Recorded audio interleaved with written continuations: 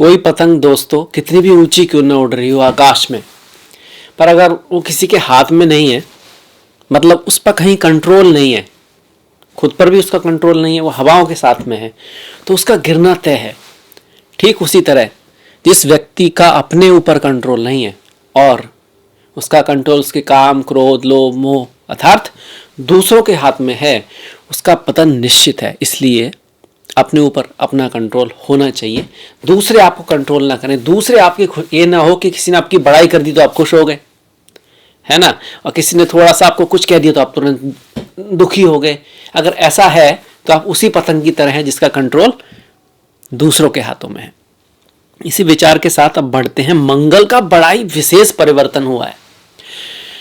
जो शक्ति के स्रोत मंगल हैं, जो विद्युत कांति संप्रभम मतलब जिसमें विद्युत जैसी कांति है, ऊर्जा के भंडार मंगल हैं, जिनको हम हनुमान जी से जोड़ते हैं, वो शनि की राशि में, कुंभ में आ रहे हैं, शनि के घर में आ रहे हैं, कर्म फलदाता शनि के घर में आ रहे हैं और शनि भी वहां पे बैठे हुए हैं। तो ये शनि मंगल का योग बन रहा है, जिसको हम कई बार विस्फोटक योग बोल देते हैं, बारूद योग बोल देते हैं। कहने का अर्थ यही है, इसको असहज योग है एक तरह का। इसकी स्थिति वैसे ही होती है जैसे दिवाली का पटाखा जो जलते जलते जलते ना बुझ गया है, अब वो कब फट जाए पता नहीं। ये समझने के लिए सिंबॉलिकल लैंग्वेज में है। या किसी का दबा हुआ गुस्सा, कोई व्यक्ति है जैसे किसी को कोई परेशान कर रहा है और वो अचानक से फिर कभी उसका गुस्सा बाहर आ सकता है, इस तरह की स्थिति है। पर ऐसा नहीं कि हमेशा खराब रिजल्ट देता है, कई बार बहुत अच्छे रिजल्ट भी देता है। डिपेंड करता है कि किस घर में ये योग हो रहा है। तो कर्क राशि के लिए वीडियो है। कर्क राशि वालों के लिए ये जो योग बनेगा वो आपके अष्टम भाव में बन रहा है। अष्टम भाव में बन रहा है। आप लोगों की ढैया तो चली रही है, अब मंगल भी वहां पे पहुंच गए हैं। आपके चार्ट में मंगल की दो राशियां होती है, मेष और वृश्चिक। इनमें से मेष राशि आपके दसम भाव में, वृश्चिक राशि आपके पंचम भाव में पड़ती है।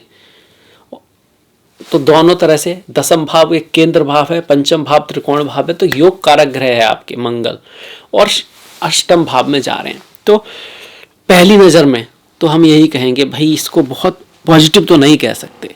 क्या नेगेटिविटी लेके ला सकता है? कोई खास नहीं, पर बदलाव ला सकता है। कहां पर? कार्य क्षेत्र में परिवर्तन कर सकता है कोई व्यक्ति, उतार चढ़ाव आ सकता है कार्य क्षेत्र में। अष्टम भाव उतार चढ़ाव का है और बदलाव का है, चेंजेस का है, एक्सीडेंट आदि का भी भय यहाँ पे रहता है जब अष्टम में मंगल आते हैं, अष्टम से मंगल जोड़ते हैं किसी भी तरह से। पर कुछ और चीजें भी हैं कि व्यक्ति अगर रिसर्च में है, व्यक्ति अगर ज्योतिष के कार्य से जुड़ा है, अकल्ट के कार्य से जुड़ा है, उसका कार्य कहीं ना कहीं इनहेरिटेंस आदि से जुड़ा हुआ है, लॉटरी आदि निकलने का भी यहाँ पे चांसेस बनता है। कुछ अच्छी चीजें भी हैं। और इसके साथ साथ अगर व्यक्ति का काम ऐसा है जो वो रात को काम होता है, कोई भी काम गहराई में कहीं काम होता है, जैसे कि आपकी टनल्स होती हैं उनमें लोग काम करते हैं, तो वहाँ अच्छा है, वहाँ फिर आमदनी बढ़ेगी, पैसा बढ़ेगा उस व्यक्ति का। संतान की लाइफ में कुछ उतार चढ़ाव रह सकते हैं। मन जो है ना संतान का, आपका मन भी थोड़ा सा विचलित रहेगा, क्योंकि पंचम भाव बुद्धि है, चित्त है, अष्टम में जा रहा है, तो कुछ खास दिखाई ना देवे फ्यूचर में क्या करना है, ये इस तरह की स्थिति रह सकती है। पर ये सभी का नहीं होगा। और यहाँ पर एक खास बात भी है, चूंकि मंगल योग कारक ग्रह हैं, जहां भी जाएंगे वहां योग बना देंगे।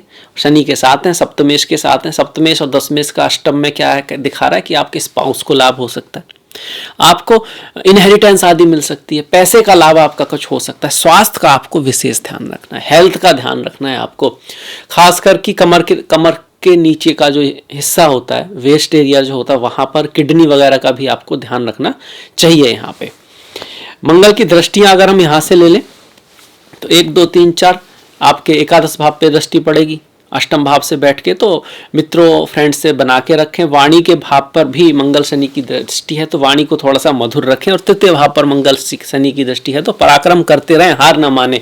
प्रयास करने के बाद भी अगर चीजें नहीं हो रही हैं तो उससे अपने आप को फ्रस्ट्रेशन में ना आने दें, क्योंकि योग संघर्ष योग भी बोलते हैं कि भाई आप प्रयास तो कर रहे हो पर उस हिसाब से रिजल्ट नहीं आता तो व्यक्ति फ्रस्ट्रेट होने लगता है। वो नहीं करने देना है, वो नहीं होने देना है। कर्मण्डे वाधिकारस्ते माँ फलेषु कदाचन। वैसे भी आप बहुत मेहनती हैं और इमोशनल और भी ज़्यादा है, तो इमोशनल जो सेंस है उससे हर्ट नहीं होना है, अपनी मेहनत लगातार करते रहना है, तो आपको रिजल्ट अवश्य मिलेगा। तो ये था कर्क राशि के लिए मंगल का जो राशि परिवर्तन है उसका कैसा रिजल्ट रहेगा। आई होप आपको अच्छा लगा होगा। आपसे मुलाकात होगी नेक्स्ट वीडियो में। तब तक के लिए आप अपना ख्याल रखें, अपनों का ख्याल रखें, सभी का ख्याल रखें।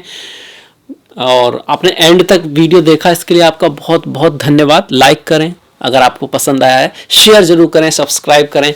नमस्कार।